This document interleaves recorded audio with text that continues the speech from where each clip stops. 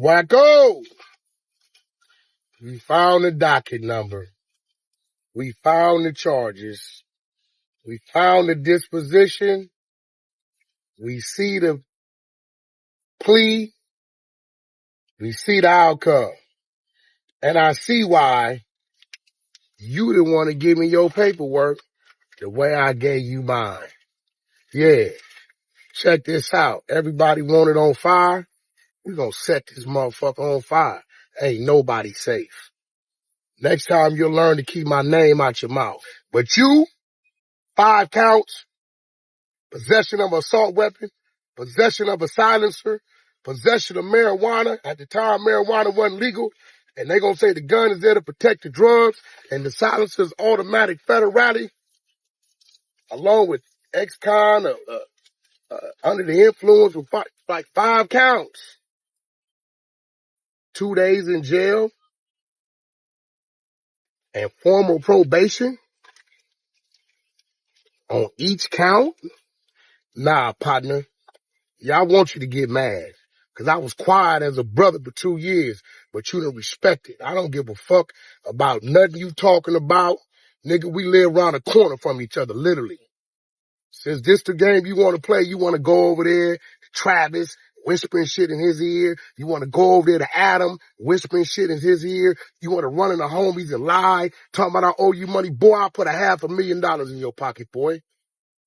Nigga, when you got paid to do that streets of Compton, you didn't give your homies a dime.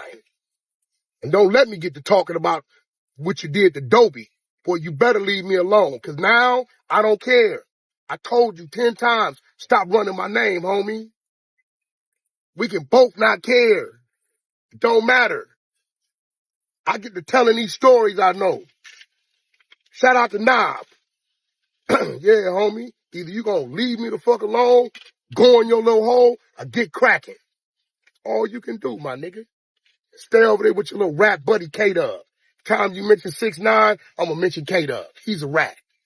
On KPD work. You know it like I know it. So let's keep it going. And I will be posting them documents shortly. You know what I'm saying? I'm gonna wait. Keep playing. The real paperwork is on the way. But we got all the charges and what it was defined as and what you was sentenced to. It's nasty work. I ain't never seen a nigga get 2 days in jail and probation for a silencer. It's bad business. Your move. So these are the charges Wacko pled guilty to, and the argument floating around is simple. There's no way someone gets caught with weapons like that and walks away with probation, especially in the public eye. To a lot of people, that looks like a sweet deal. Now let's be real for a second. Wacko isn't some first-time offender. He has priors.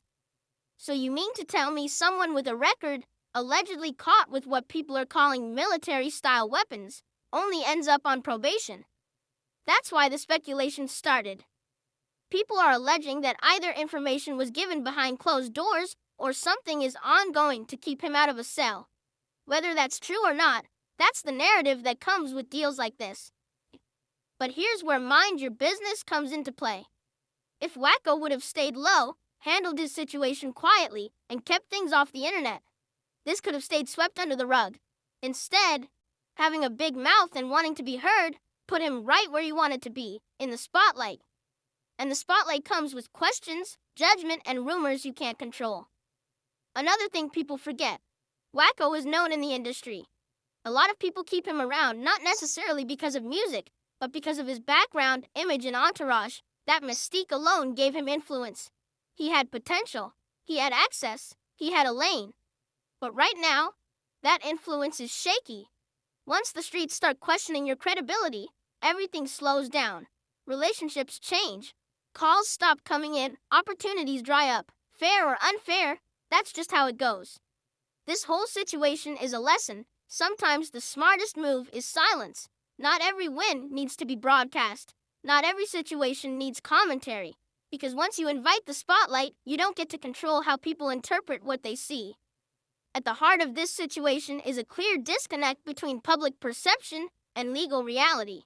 When someone with prior convictions pleads guilty to serious charges and avoids prison time, especially when weapons are involved, the public immediately jumps to conclusions.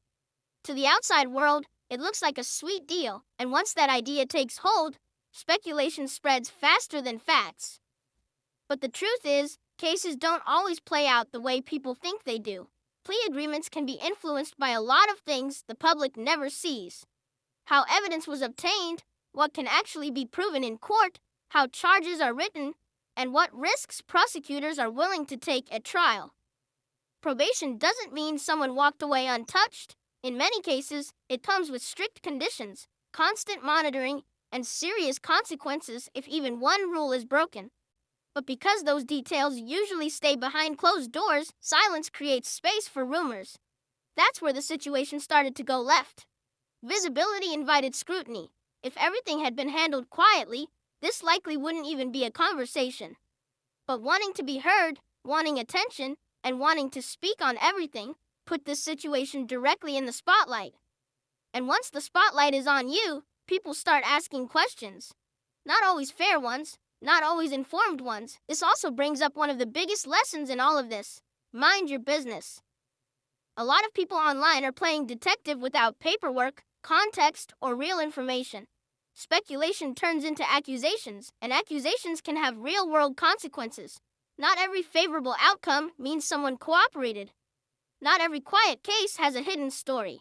Sometimes a deal is just a deal. Nothing more, nothing less. Another factor people can't ignore is that Wacko is known within the industry.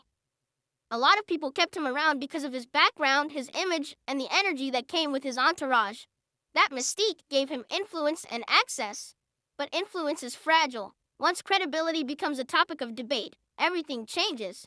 Calls slow down, relationships shift, opportunities pause, even rumors, true or not, can interrupt momentum. Right now, the smartest move isn't explaining, defending, or arguing online. The smartest move is discipline. Say less, stay compliant, move smart. Perfect probation matters more than public opinion. Staying off the radar matters more than being heard. Tightening the circle matters more than keeping appearances alive. Time and consistency are the only things that quiet noise like this. This situation isn't just about one person, it's a broader lesson.